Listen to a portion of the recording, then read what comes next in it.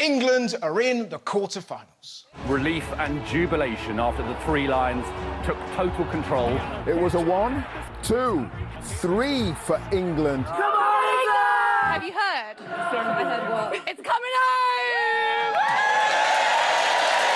England were amazing. Senegal's defence melted away like Simon Cowell's new face.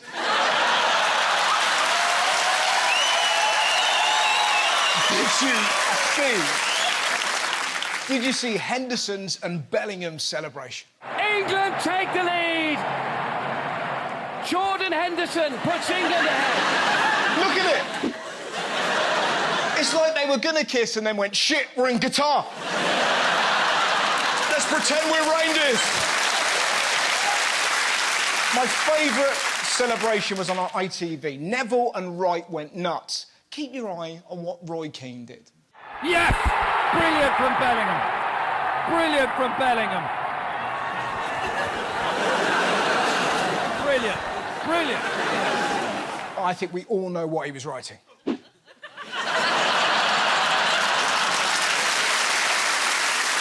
you, the World Cup wasn't the only huge tournament hosted by Qatar. Check this out. While the World Cup is in full swing in Qatar, Camels are having a tournament of their own in the Gulf State. The idea is similar to the Soccer World Cup. We did a Camel Beauty World Cup. That's right, my friends. We have a Camel Beauty World Cup. You can understand why. Camels are fit. Look at this, babe. God damn! It's like Austin Powers fucked an Ugg boot. There's more. Check out the humps on this, honey. How can they go without water when I'm so goddamn wet? This is my favourite. Look at the camel toe on that. Camel Beauty World Cup. Now, what I don't get, in Qatar, it's illegal to be gay, but perving over a camel, that's fine. How mad is that? Oi, you deviant! Take that rainbow hat off! I'm trying to look at a camel's arse! That is a kilf.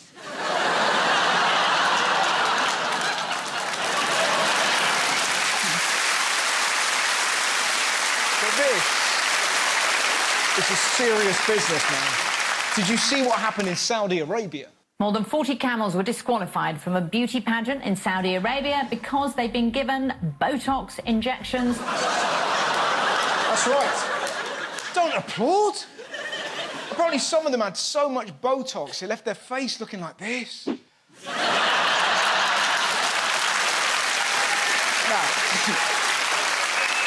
talking of extreme changes, did you see the census? Really fascinating. Turns out Britain is losing its faith. The census revealed yesterday that, for the first time ever, fewer than half of the UK population identify as Christian. That's right. Britain is becoming less Christian. Or, to put it another way, growing the fuck up.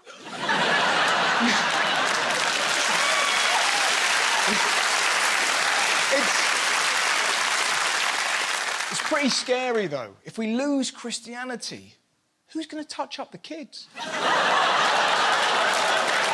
Now, interestingly, Christianity might be falling, but it's not the same for everyone. Shamanism is on the rise. There's been a small rise in the number of Buddhists, and my personal favourite, Cornish people are feeling more Cornish. What does that mean? Are they walking around with tattoos like this? Now, obviously, most people don't care about dwindling Christianity, but predictably, this man was furious. Are we losing our identity? Does it matter? No! And no!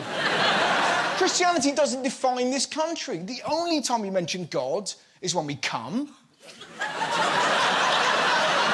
or stub our toe. And if you do both at the same time, you're doing it wrong.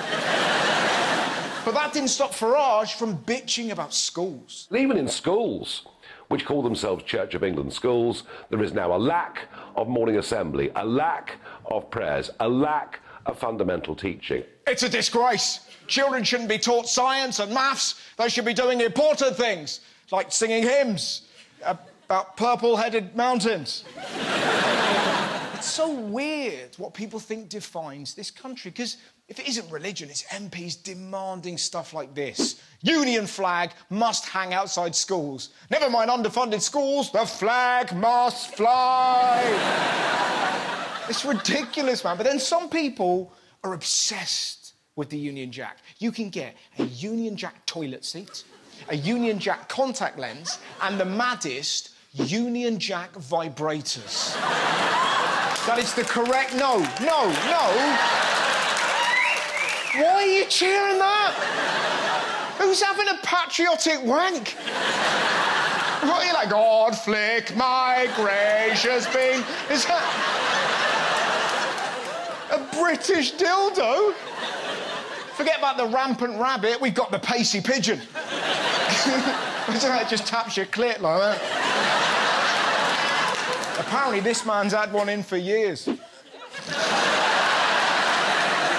It's not just Christianity and flags. Some people even get upset about TV. Plans to force broadcasters to make distinctly British TV shows. What are they going to do? Remake shows but make them more British? That would be hilarious. Stranger Things will become weird shit. The Fast and the Furious will be The Pedestrian and the Peeved. And Friends will become those twats.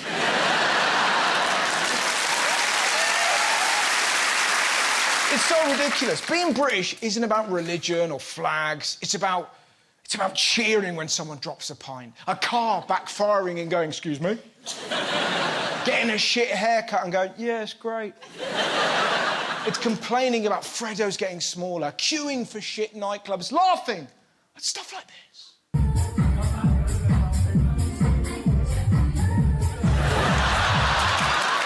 It's the NHS. Alan Turing, pigs in blankets, cups of tea, poetic graffiti on walls. It's knowing that bird's eye potato waffles are waffly versatile, that you can't get quicker than a quick fit fitter, and finally, headlines like this. Man fined for pretending to be ghost in Portsmouth Cemetery.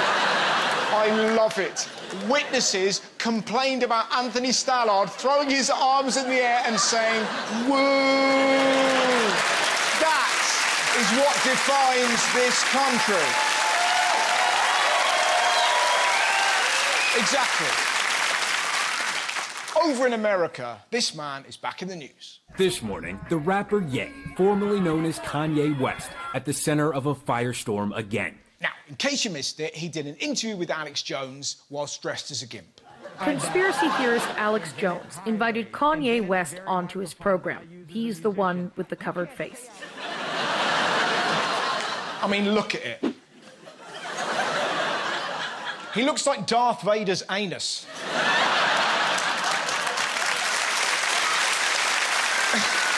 And if you thought his clothes were crazy, listen to what he said. There's a lot of things that I love about Hitler. A lot of things.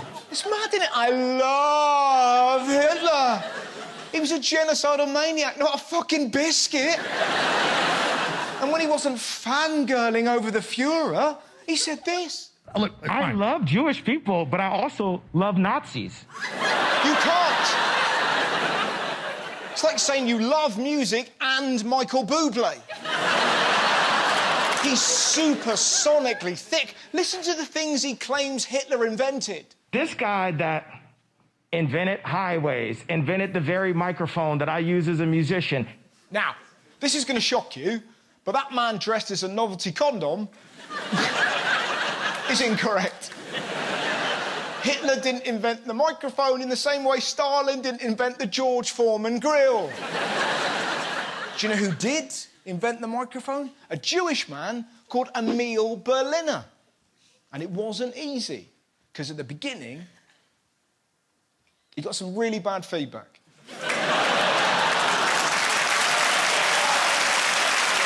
That is the silliest joke about Hitler you'll ever hear.